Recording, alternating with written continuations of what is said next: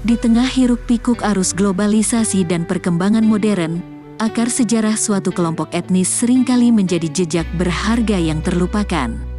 Namun, di balik gemerlap Singapura yang futuristik, tersembunyi kisah yang jarang terungkap tentang perjalanan panjang dan makna yang menghubungkan orang Jawa dengan negeri ini.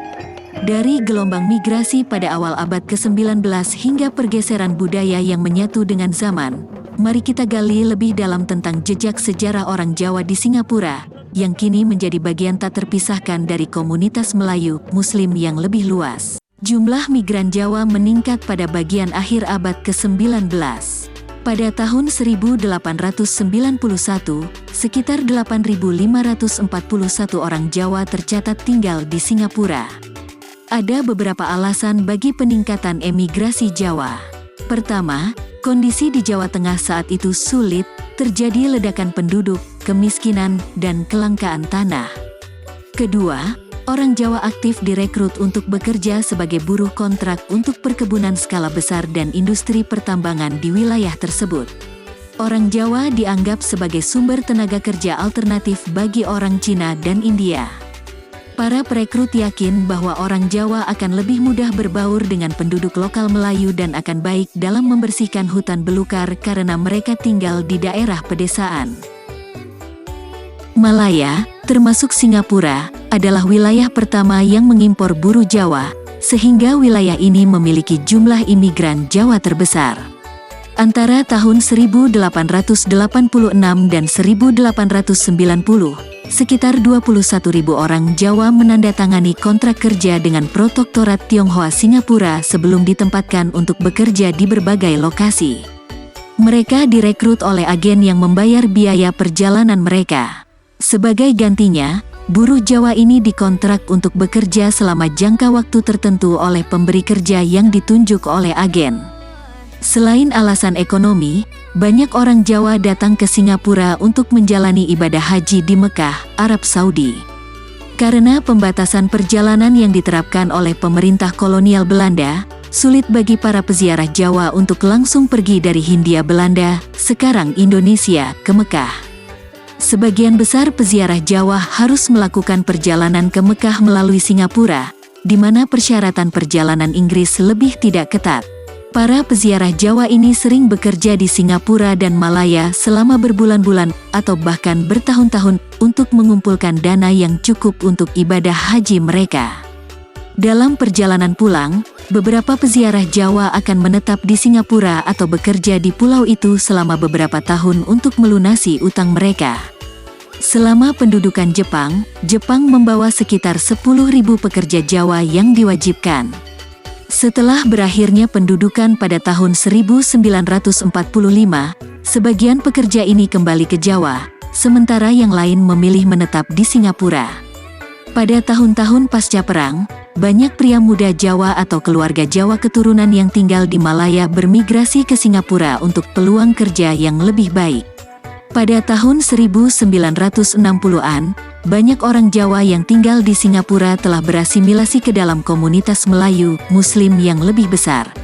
Melalui kehidupan bersama dengan orang Melayu dan kelompok etnis lainnya, banyak orang Jawa kehilangan kemampuan dalam bahasa ibu mereka.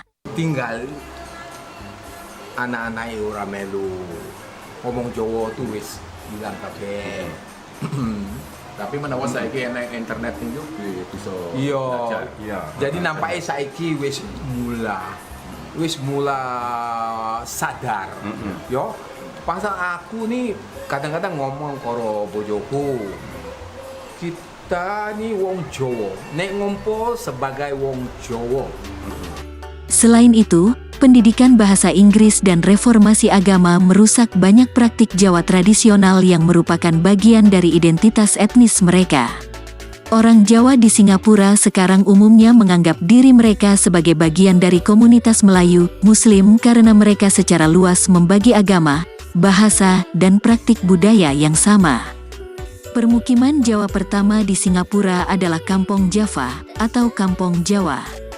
Selain menjadi pusat perdagangan, Kampong Java adalah tempat yang dituju oleh para migran Jawa baru saat tiba di Singapura. Di sini, mereka akan dijamu selama beberapa hari sebelum mencari akomodasi jangka panjang di tempat lain. Kampung Java terletak di area yang sekarang menjadi kawasan Arab Street dan Haji Land. Salah satu alasan mungkin mengapa orang Jawa tinggal di area yang ditunjuk untuk orang Arab adalah bahwa orang Jawa membentuk kru dari banyak kapal yang dimiliki oleh orang Arab dan beroperasi dari Jawa. Selain Kampung Java, orang Jawa menetap di bagian lain Singapura. Orang Jawa bekerja dalam berbagai profesi. Migran Jawa awal adalah pengrajin dan pedagang, serta buruh perkebunan. Migran Jawa kemudian bekerja dalam berbagai profesi seperti sopir, penjaga, tukang kebun, joki, dan pembantu rumah tangga. Ketika orang Jawa datang ke Singapura, mereka membawa bersama bahasa, seni, dan praktik budaya mereka.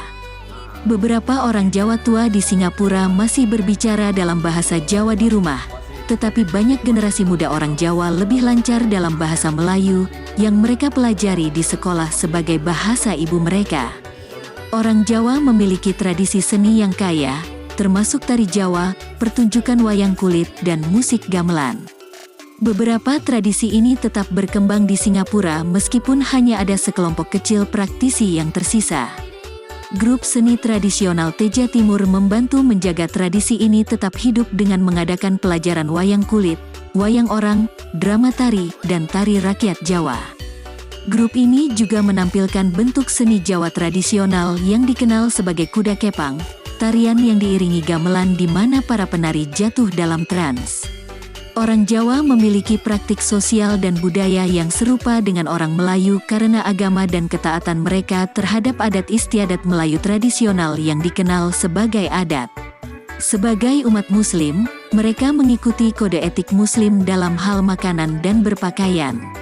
Mereka juga mengamati upacara serupa untuk peristiwa-peristiwa kehidupan seperti kehamilan, kelahiran anak, dan kematian. Namun, ada variasi yang mencolok dalam keyakinan dan praktik antara orang Jawa dan orang Melayu, terutama di masa lalu. Antropolog Judith Jamor mengamati bahwa orang Jawa pada tahun 1940-an dan 1950-an lebih tegas tentang masalah pangkat dan status daripada orang Melayu. Dia juga mengamati bahwa orang Jawa memiliki keyakinan kuat bahwa jika seorang anak lahir pada hari yang sama dengan orang tuanya, salah satu dari mereka akan mati. Untuk menghindari nasib ini, orang Jawa akan meminta seorang teman atau kerabat untuk mengadopsi anak tersebut dan kemudian mempercayakan pendidikan anak tersebut kepada ibu kandungnya. Sebagai perpaduan antara sejarah dan masa kini, kisah orang Jawa di Singapura menginspirasi kita untuk merenung tentang warisan budaya yang tak pernah pudar, bahkan dalam arus modernisasi. Dalam keterpaduan agama, bahasa, dan praktik budaya dengan komunitas Melayu yang lebih besar, orang Jawa telah menjalin identitas yang kuat dan abadi di tengah keragaman Singapura.